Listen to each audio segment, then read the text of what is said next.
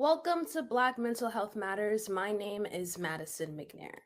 I'm an athletic artistic activist from Compton, California, with a vision to change and uplift the image of my people.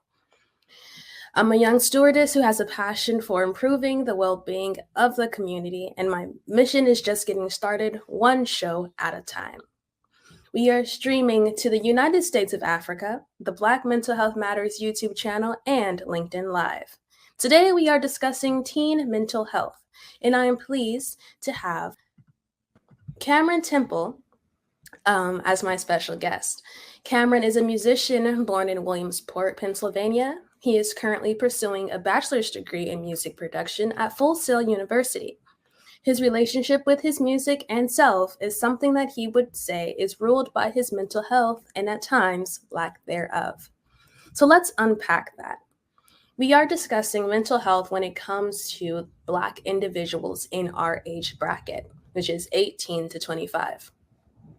The suicide rate among Black youth for years have trailed that of Asian and white students, but has doubled since 2014 and is now twice the statewide average, far exceeding those other groups. 12 of every 100,000 Black individuals, Black students 18 to 24 years old, died of suicide in 2020.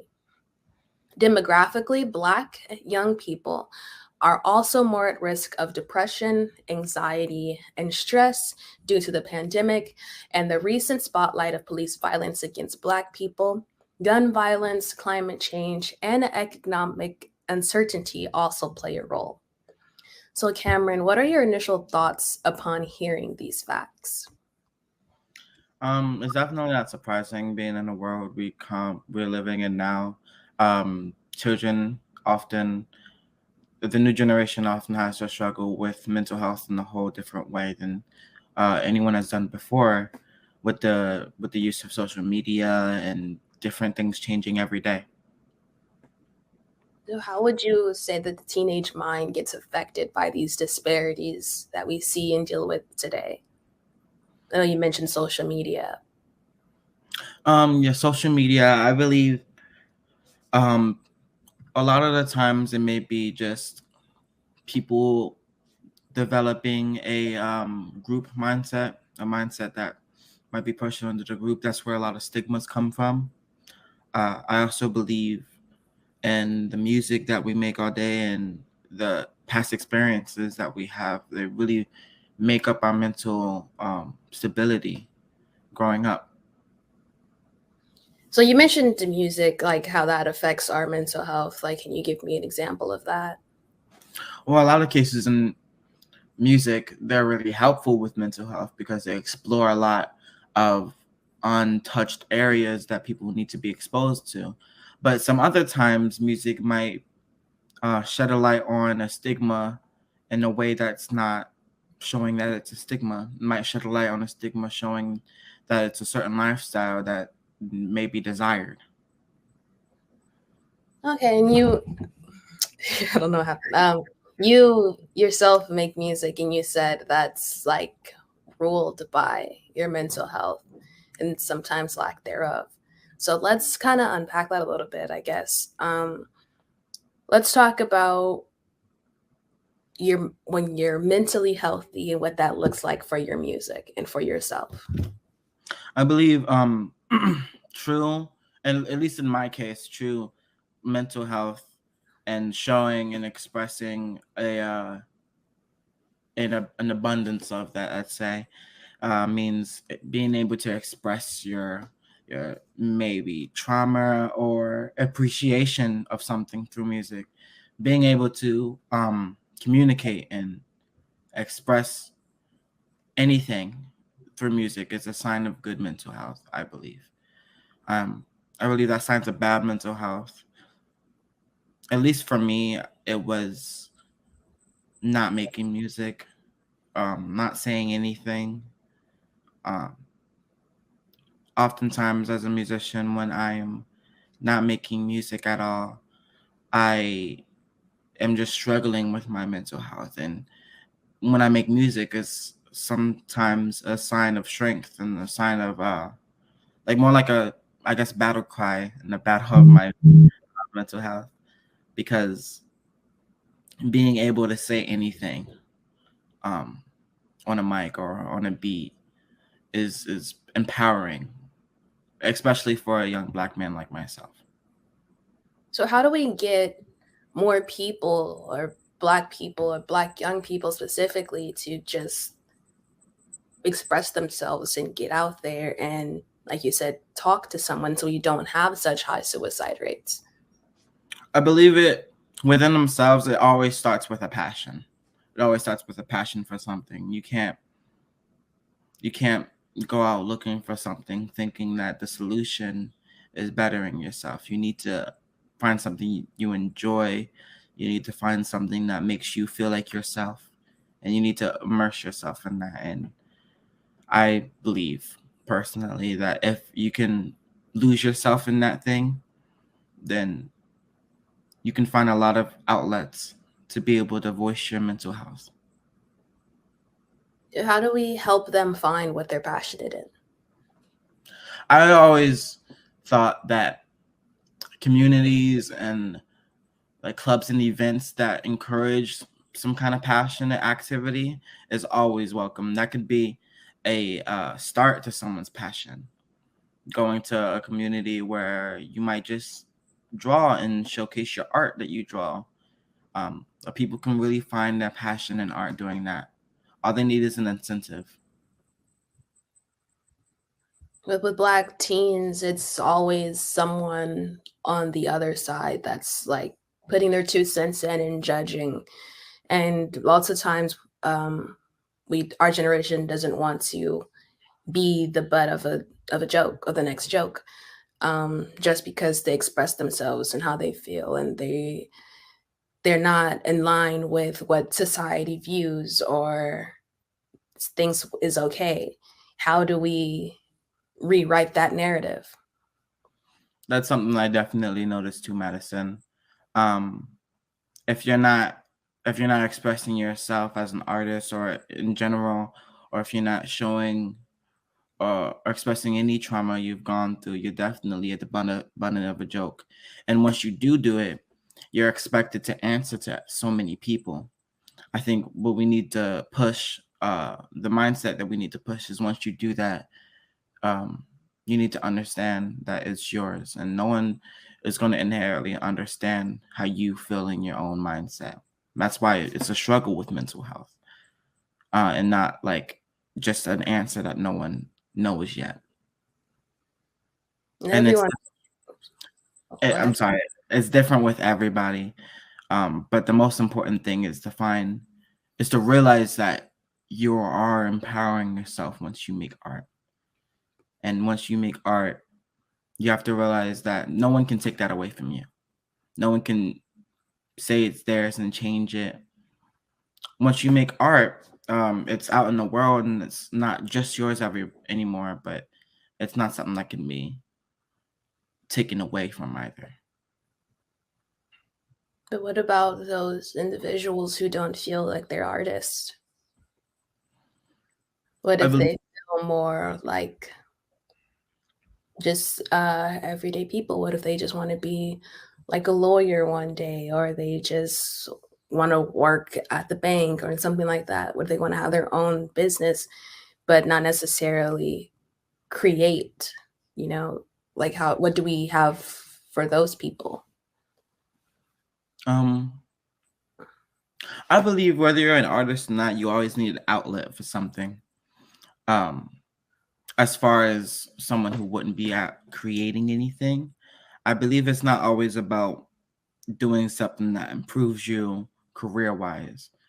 I think you just need to, it's therapeutic to let yourself be able to do something that you enjoy. If it's not only important that you do something that you enjoy, but it's important that you are able to find an outlet to voice yourself, whether you're an artist or creates or not. Um, the important part is that you're creating something, because no matter what, when you create something, you're voicing your opinion.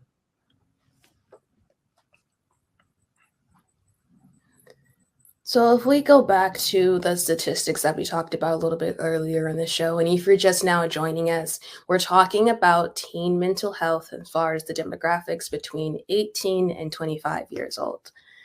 Um, a lot of young Black people have been more at risk of depression and anxiety and stress, all due to the pandemic and police violence against people like us and gun violence and things like that. What outlets can we use given that we're in a pandemic? We don't have access to all those types of things. What can we utilize that will better our mental health, especially with being as teenagers? Because we don't know ourselves entirely yet. So we're always changing. Our thoughts are always changing. Our peer groups are always changing. We're always second guessing ourselves, because we're at that age where we're impressionable. So, what outlets can we utilize during a pandemic that will help us with our mental and being more ourselves so we don't conform? Well, I believe that I said that before, that social media is a big factor these days with social and mental health. I believe social media as a whole can be a good tool for doing right and doing wrong. But I believe uh, an outlet that we can use is like things like Snapchat and Instagram, helping and assisting people voice their um, struggles in different formats and posts and stuff like that. I also think that in those social media platforms, you can create a community and a group that can communicate within that platform that'll solve the problem of the pandemic. There's a lot of I believe that there's a lot of unique and new problems that rise up every day for people, and all they need is to be exposed to them. Can you give me an example of like what one of the posts would say? Well, if it was Instagram, I would say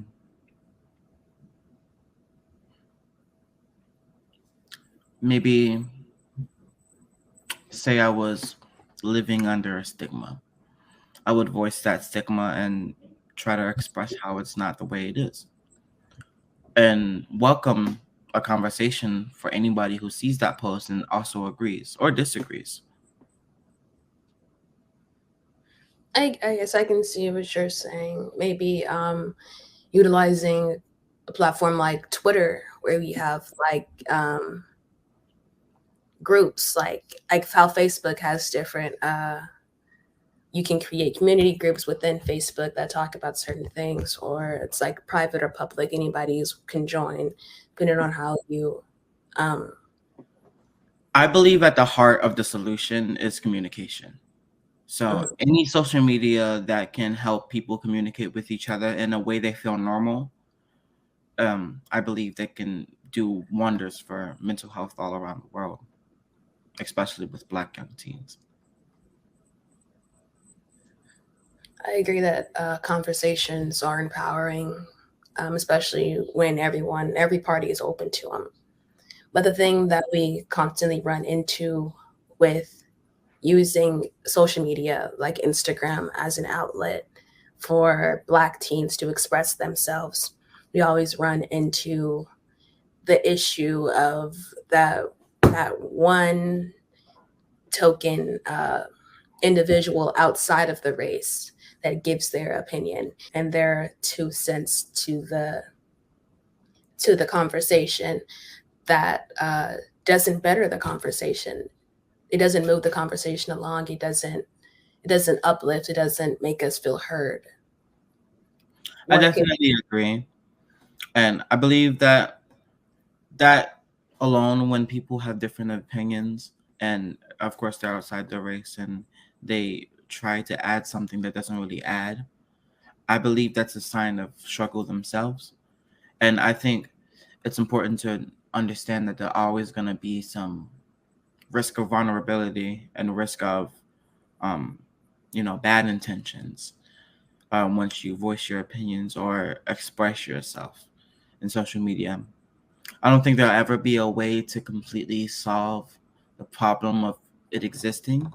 I believe instead it should be encouraged to um, confront that, confront the comments, or confront um, any person who might question or criticize the methods of a person trying to express themselves.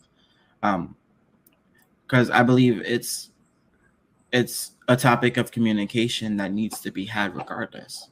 Mhm. And obviously, there are some cases where people aren't trying to add, or they're trying to take away from something by critiquing or commenting, and it's hard to like often distinguish which one is which. Mhm. But I feel that the the thoughts and the critique that should be taken seriously um, should always be addressed. And other times when people may just want to see other people hurt, I feel there's not a way to stop that, but I feel like there's a way that we can encourage people to cope with that and live through that. And I believe the community would do that also. Yeah, I feel like it's a lot about educating, because when you're outside of the race, you don't know how these everyday things affect us differently. Like, yeah, the whole world is in a pandemic, but every race is experiencing different aspects of the pandemic, like the healthcare issue with people of color. That's not something that non-people of color go through, you know. So when we're in the comments, I guess where we have the conversation, we're all coming together and it's like we're educating each other. And that one person who is uneducated comes into the mix and joins the conversation. How do we learn how to, or teach someone else how to attack the idea and not the person? Because that's what we go through a lot of times now, because if someone says something that we disagree with, we go after their character versus after what it is that they said. And it definitely takes a lot of patience. I believe a lot of times that may be on us as the people who express themselves to not look at a person voicing their opinions or criticism as an attack, even if it may be an attack. Look at it as something they may be struggling with, and try to encourage some sort of cooperation instead of attacking. Um, I believe that with everything, uh, everybody just in one way or another needs help with something. And as soon as you notice that, it won't be hard to try to make the decision to understand and be patient and communicate more. Um, I believe that attacking someone's character is something that is hard It's not to do. Hard not to do when your character feels attacked. But I feel like a part of mental health is having the stability and the strength and I guess confidence in yourself to understand which is what and which is true. You can't let other people tell you what's true about yourself. That's the struggle with mental health because mental health is only a question that can be answered by the person that's dealing with it. Any other outside information is only just a suggestion and advice. But it is also influential and it's impressionable, especially when you're at that age that we are, where we think of everything at least twice. Everything that we come across, everything that we hear, we always second guess it. And it was like, well, is it true? Could it be? And we start like reanalyzing ourselves and trying to like fit ourselves into this box that someone made that we don't necessarily need to put ourselves in, but we feel like we could potentially fit ourselves into that category. It could be a part of our intersectionality, but that's also something that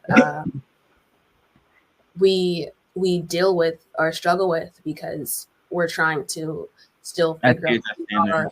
discover ourselves.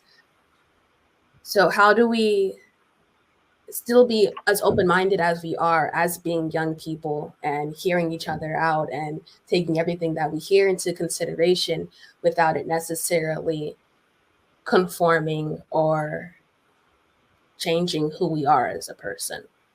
I think in conversations of self-expression and self-mental health, there needs to, in today's age, I feel like there needs to be a different criteria we look at each other with, because I feel like we look at each other with a certain criteria that isn't what mental health should be based on. We look at ourselves with a criteria that we see on a checklist on social media every day with different biases and stigmas. You should be like this, and you need to think like this, and you need to feel like this. When in reality, you don't need to look at social media as the answer. You need to look at social media as a platform, and you need to look within yourself for those answers, because the only correct way to be something is for you to decide to be it yourself. Like, for instance, for an example, um, let's say women all over the world, black women, black young women, see a lot of posts of having long, straight hair, right? Having long, straight blonde hair. Uh, I believe what we could do is encourage a mindset that looks for something that you think is cool yourself. You think is cool for you, and not just because it's cool in general. Um, we need to encourage forms of expression that arise only from you. It's I funny how think you can use social media as an outlet, but it's also can be a root of our trauma. I think definitely. I think that's something that really affects teenage mental health because it's there's like you said, social media is good and bad, but how do we like separate that? How do we decipher what's good and what's bad? How do we figure out which stuff we can use and which stuff we shouldn't use?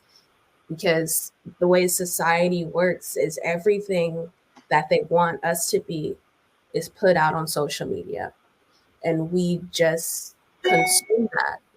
We consume what is out there, and we digest it.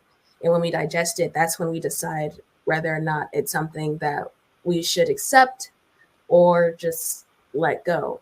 But just digesting it alone and having that just like simmer in you and just it can take a toll, and it's traumatic, it's traumatizing I because that's believe social media is also the main news outlet for us young people. So that's where we're seeing all the disparities and all the sad things that we're hearing about all over the world is through social media. So in some parts it's safe, in other parts it's not. I definitely agree. I think a solution to that that splitting of good and bad intentions uh requires a lot of education. And not just about social media, about the thing you're passionate about or struggling with. It takes a lot of education in general for us to be mindful of all the things we say, and all the things we do. You live in a day and age where it's imperative for one's career, one's lifestyle, to be mindful of the things you do and say. And I think the only way you can really do that is if you educate yourself as much as possible, not just about your own culture, not just about your own lifestyle, but educate yourself about how the world works and how you work inside the world. A lot of people believe things might be one way, and they might go on social media trying to experience something, and then what their experience isn't what they thought it was, and they pull solutions from maybe an uneducated background to try to change that. Where in reality, I feel like if we all educated ourselves just a lot more, we can go throughout things and go about doing different things in a much, much healthier manner. Wow, that's powerful. And that's a great place to close too, because like you have to really sit on that and let that sink in and think about it. So We all need to educate ourselves. we all need to educate ourselves. Thank you so much, Cameron Temple. I'm Madison McNair, and this has been Black Mental Health Matters, Teen Mental Health. Thank you.